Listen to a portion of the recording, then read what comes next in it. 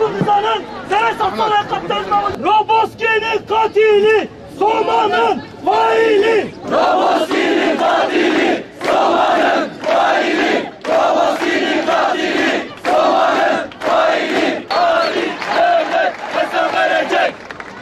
Saklanmayın. Biz artık sizi gayet iyi tanıyoruz. Biz sizi Dersim'den tanıyoruz. Biz sizi Vanozlar'da 33 Korşan'dan tanıyoruz.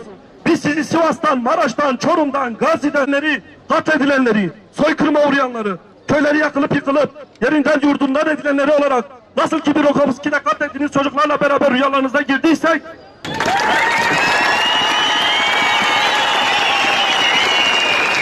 Tamam mı?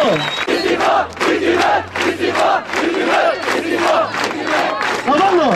Yonca Bu parastın ujyandına çandı hünere kurdi Mahmede Kariya Mericane ki dikirdi var hocada em xemgin bun berve gejim me festivale xwe Mericane xwe betal kir men nikari bu em dileke kur kul hereke vi walati bisada mirave me hati qatil kirin dile me nedxwasem vede Merican bikin em jin hat şine dene em dibêjin ji xwediyê va mirave me jiyana xweş dest dayî em bêjin êşawe êşa me jî em êşawe hevpar dikin em hêvî dikin ji vir û pêde li ser rûyê vê axê çi êşê tê kişandin hemû civak hemû gel hemû netew hemû bawerî wê bikine êşê xwe hevpar lê em gerek em nebêjin ev qedera ev destê bergala hegemonîk politika ku hemû keda civaka